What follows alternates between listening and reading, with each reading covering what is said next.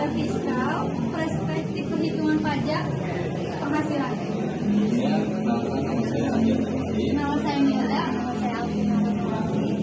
Ikut penjelasannya. Oke, di sini saya ingin menjelaskan tentang akuntansi pajak dalam perencanaan keuangan.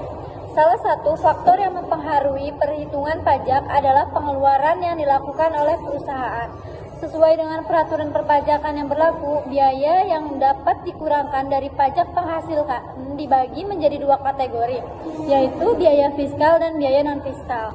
Kemudian ada pengertian biaya fiskal dan non-fiskal. Biaya fiskal itu adalah pengeluaran yang diakui dan diizinkan oleh peraturan perpajakan untuk mengurangi penghasilan kena pajak. Sedangkan biaya non-fiskal adalah pengeluaran yang meskipun dicatat dalam laporan keuangan perusahaan tidak diperhitungkan dalam pajak penghasilan. Selanjutnya, di sini ada dampak klasifikasi biaya terhadap kewajiban pajak. Berbagai studi menunjukkan bahwa kesalahan dalam mengklasifikasikan biaya fiskal dapat berdampak pada kewajiban pajak yang harus dibayarkan, dan hal ini bisa menimbulkan masalah hukum serta administratif dengan otoritas pajak. Selanjutnya ada perbedaan antara biaya fiskal dan biaya non-fiskal. Yang pertama, salah satu perbedaan utama antara biaya fiskal dan non-fiskal terletak pada pengakuan dalam perhitungan pajak.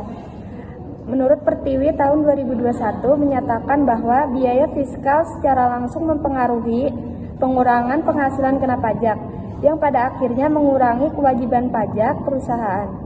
Sebaiknya, biaya non-fiskal tidak dapat mengurangi penghasilan kena pajak sehingga meningkatkan penghasilan kena pajak dan kewajiban pajak.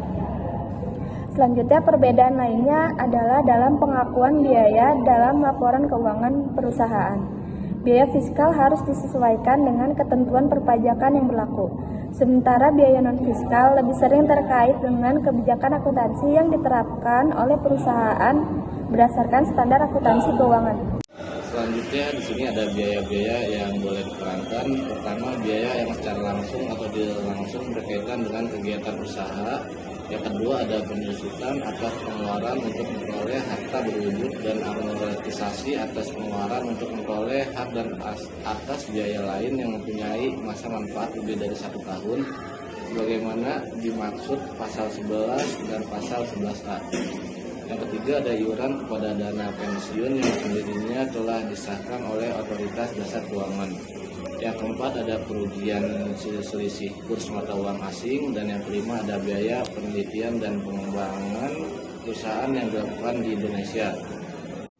Selanjutnya di sini ada biaya-biaya yang tidak boleh dikurangkan. Pertama, pembagian laba dengan nama dan dalam bentuk apapun seperti dividen, termasuk dividen yang dibayarkan oleh perusahaan asuransi kepada pemegang polis, dan pembagian sisa hasil usaha koperasi.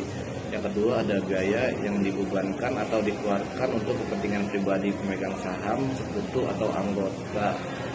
Yang ketiga ada pembentukan atau pemukuan dana cadangan.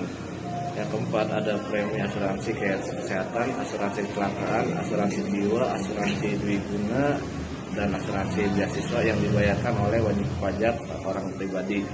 Lalu yang terakhir ada jumlah yang melebihi kewajaran yang dibayarkan kepada pemegang saham atau kepada pihak yang mempunyai hubungan istimewa sebagai imbalan hubungan dengan pekerjaan yang dilakukan. Lalu ada biaya promosi yang boleh dikurangkan. Yang pertama ada biaya promosi, merupakan bagian biaya yang dikeluarkan pada biaya penjualan oleh wajib pajak untuk memperkenalkan dan atau memberi anjuran atas pemakaian suatu produk